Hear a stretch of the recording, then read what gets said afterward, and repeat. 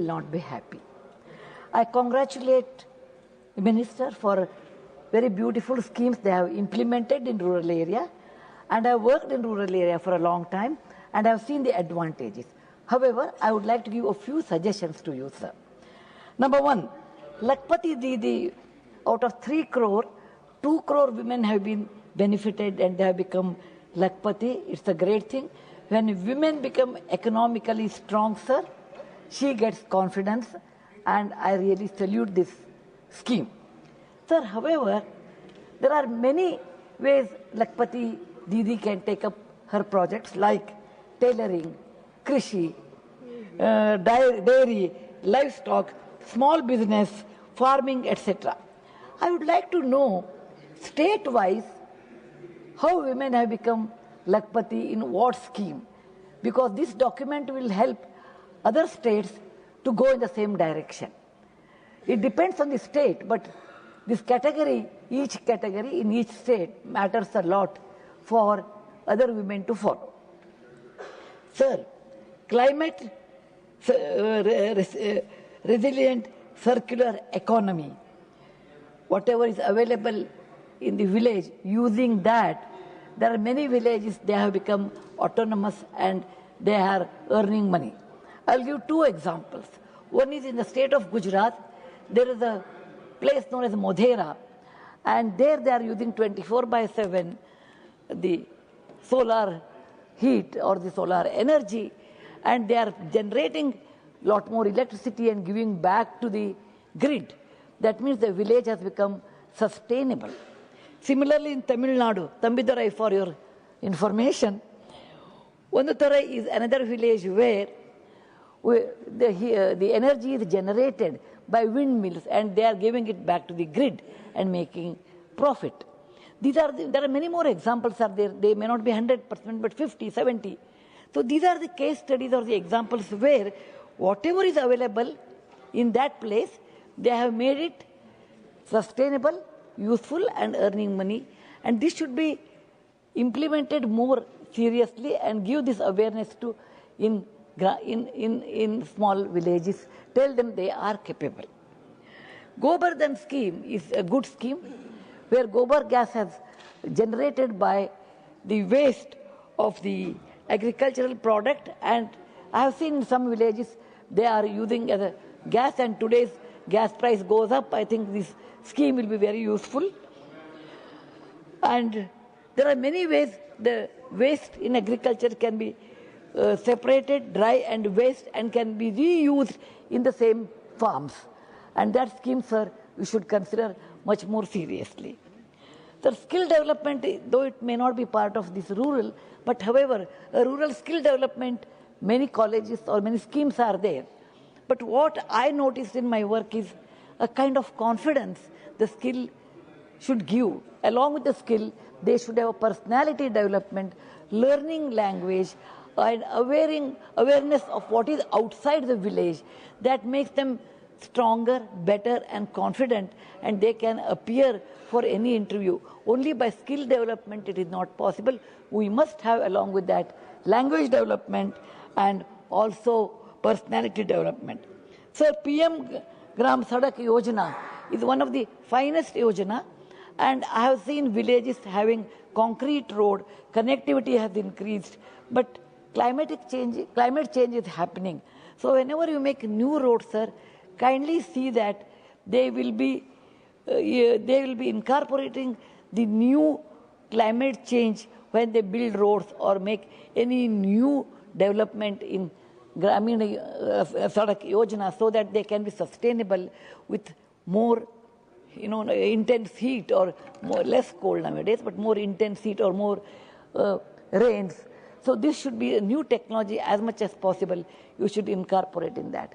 By and large, sir, I feel when village develops, villagers develop, the unit develops. When villages develop, district develops. When district develops, the state develops. When the state develops, India develops. Thank you very much, sir, giving me an opportunity. Thank you. Jai Hind.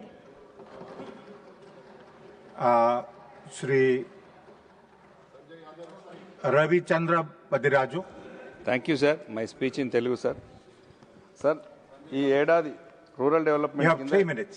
Sir 3 minutes. ఈ ఏడాది దాదాపు 1,97,000 కోట్ల రూపాయల బడ్జెట్ని కేటాయించడం, దీన్ని Viksit Bharat guarantee VBG Ramji పేరుతో కూడా కొన్ని మార్చి పని దినాలను 100 నుంచి 125 రోజులకు పెంచడాన్ని నేను స్వాగతిస్తూ, మన గ్రామీణ సోదరుల ఆర్థిక భద్రతకి ఇది ఎంతో అవసరంగా భావిస్తూ, ఒకటే బాధ ఏంటంటే సార్ 60% ప్లస్ 40% దాని నుంచే బాధ తప్ప ఇంత గతంలో ఉన్నటువంటి 90% 10% ప్రపోర్షనేట్ ఉంటే బాగుంటుంది. ఇది చిన్న రాష్ట్రాలకు మరింత ఉపయోగకరంగా ఉంటుందని మీ దృష్టి తీసుకొస్తున్నాను సార్. ఈరోజు దేశవ్యాప్తంగా కేంద్రం అమలు చేయాలనుకుంటున్నటువంటి అభివృద్ధి నమూనాను మా గౌరవ తెలంగాణ తొలి ముఖ్యమంత్రి కేసీఆర్ గారు 10 ఏళ్ల క్రితమే అభివృద్ధి చేసి చూపించారు సార్. ఇది దేశానికి ఒక తెలంగాణ రోల్ మోడల్గా కూడా మీకు చూపించడానికి ఏమాత్రం కూడా అతిశయోక్తి కాదు సార్. ఇది సార్ మిషన్ భగీరథ ఇప్పుడు మీరు ఏదైతే చెప్తున్నారో హర్ ఘర్ జల్ అనే స్కీమ్ 10 సార్లు పైలే 10 ఏళ్ల క్రితమే 43,000 కోట్లతో ప్రతి పల్లెకు ప్రతి ఇంటికి పైప్ లైన్ ద్వారా స్వచ్ఛమైన నీరు అందించారు సార్. ప్రతి తండా 200 నుంచి 300 ఓట్లు ఉన్నటువంటి ప్రతి తండాను పల్లెను కూడా గ్రామ పంచాయతీగా మార్చడమే కాకుండా 10 జిల్లాలను 33 జిల్లాలుగా మార్చి అద్భుతమైన సులభతరమైన పాలన అందించారు సార్ గౌరవ కేసీఆర్ గారు. పల్లెల్లో వైకుంఠ ధామాలు, పల్లె ప్రకృతి వనాలు, క్రీడా ప్రాంగణాలు నిర్మించి పల్లెలను అందంగా తీర్చిదిద్దారు సార్. ఇది నేను చెప్తున్న మాట కాదు సార్. కేంద్ర ప్రభుత్వం సంసద్ సందర్శ్ గ్రామ్ యోజన SHGY ర్యాంకు దేశంలో 20 डिक्लेयर करे तो उसमें हमारा 19 है सर. हमारा तेलंगाना में यही है सर हमारा केसीआर का दूरदृष्टि.